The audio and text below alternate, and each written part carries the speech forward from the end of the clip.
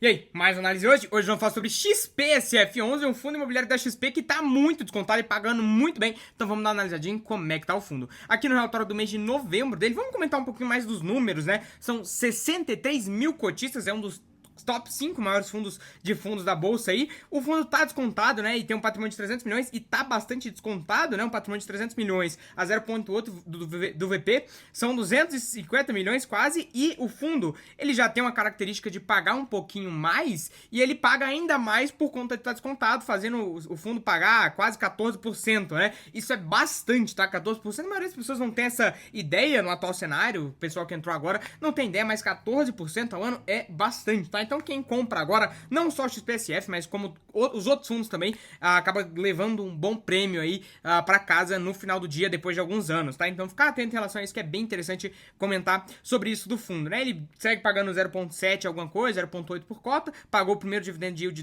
desse mês, o primeiro dividendo desse mês, que foi 0,76, conseguiu ter um aumentozinho ali de receita, a gente já comenta o porquê, mas então vamos dar uma analisadinha aqui em como é que tá o fundo, né? Vamos lá. Aqui ele comenta justamente sobre esse rendimento extra, né? Esse ganho extra aqui do financeiro, por conta de que teve tanto a aquisição do RBED, teve em vários fundos, né? Então o RBED foi adquirido pelo RBVA, acabou gerando um rendimento, um dividendo e um dividend yield muito maior para os fundos imobiliários, principalmente os fundos de fundos, e também o SPVJ, né? A aquisição parcial pelo HGPO. Então teve toda essa questão aí e acabou dando um resultado bem maior para o fundo, né? Que normalmente tirou a receita dele, que era de mais ou menos o resultado dele, né? De mais ou menos 0,076 por cota, e aí ele distribuía 0,07, foi para um resultado de R$1, de 0,1 real por cota, e aí ele acabou distribuindo, seguiu a média, mas essa reserva aí que ele fez, né, ele fez uma reservinha aí nos últimos meses, ele a distribuiu nesse mês de janeiro agora de 2025, né, interessante comentar sobre isso. E aí, assim como você viu aí no título, o fundo hoje tem um desconto de 15% em relação até mais, né, de 20%, 18% em relação à cota patrimonial dele, que provavelmente deve estar um pouquinho menor, então um desconto de mais ou menos 15, mais ou menos, segue por esses parâmetros, tá?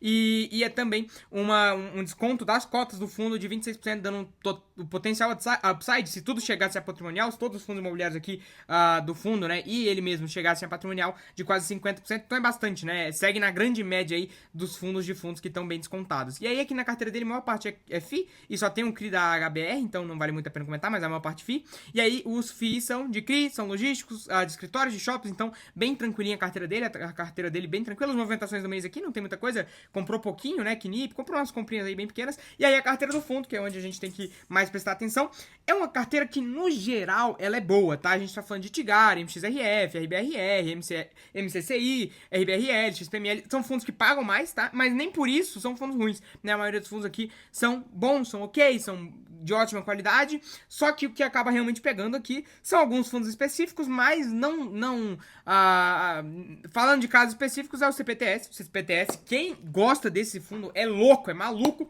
Inclusive em 2022, eu sempre gosto de lembrar, em 2022 eu fiz uma análise do fundo e eu falei, poxa, essas compromissadas aqui, algumas operações do fundo não é pra dar bom. Inclusive eu tinha o fundo antes de ter feito uma análise dele, eu comprei sem fazer uma análise, né? E aí quando eu fiz a análise lá em 2022, eu na hora, eu falei, cara, não entra nesse fundo, sai desse fundo, e no final deu o que deu, né? Mas o CPTS é engraçado comentar também, porque ele é o credor o maior devedor do XP, do CPTS é um CRI do fundo da XP, né? Então é o XPPR, que tem o Evolution, que é inclusive o prédio aí que tá na thumb de Alphaville, inclusive o XPPR, ó, né, o dia inteiro, assim, porque todos os anos, assim, porque além de ter prédios em Alphaville, com a vacância estourada lá no talo, né, de Alphaville, corporativo em Alphaville, né, não faz sentido nenhum a tese do XPCR, também tem a dívida, né, e a dívida dele, um dos credores é o CPTS, então já mostra a situação complicada que está a carteira de crédito do CPTS, mas não só isso também, como tem muita essa troca de favor ali da XP, né, enfim, tem muita dessa questão, então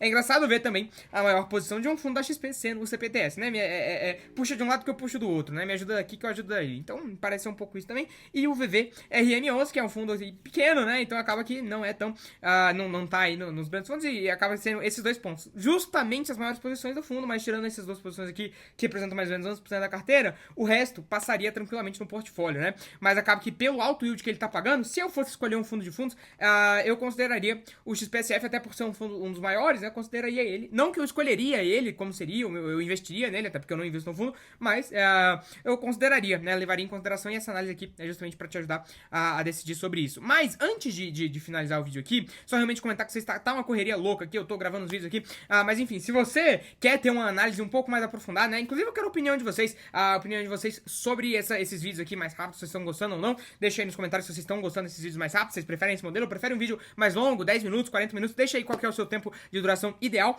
de um fundo que você mais gosta. Mas se você quiser uma análise aprofundada, eu soltei aqui no final de semana essa análise do RZTR, são 40 minutos explicando tudo sobre o fundo. Eu não vou soltar o áudio aqui pra não dar spoiler pra vocês, mas explicando sobre fato relevante, sobre compra, funcionamento, tudo, alavancagem, modelo de negócios, fluxo de caixa, explicando tudo isso pra vocês. Então se você quiser uma análise um pouquinho mais detalhada, um pouquinho mais demorada, um pouquinho mais específica aqui, entrando em cada minúcia, cada detalhezinho, cada minúsculo detalhe do fundo, tem a análise do RZTR lá na comunidade. Mas eu não sei o que é comunidade, eu vou deixar o link aqui na descrição pra você poder garantir o seu acesso. E se você tiver qualquer dúvida sobre a comunidade, pode deixar nos comentários que eu respondo também, ou pode me chamar lá no Instagram, na DM do Instagram, que eu também te ajudo com isso, e quem sabe tô até um desconto especial pra você já começar o ano novo investindo da melhor forma possível, fechou? Mas sobre o XPSF é isso, e sobre a comunidade também é isso. Se você quiser uma análise da RZTR, link tá aqui na descrição. É isso, é nóis, e não esquece de dar o like, hein?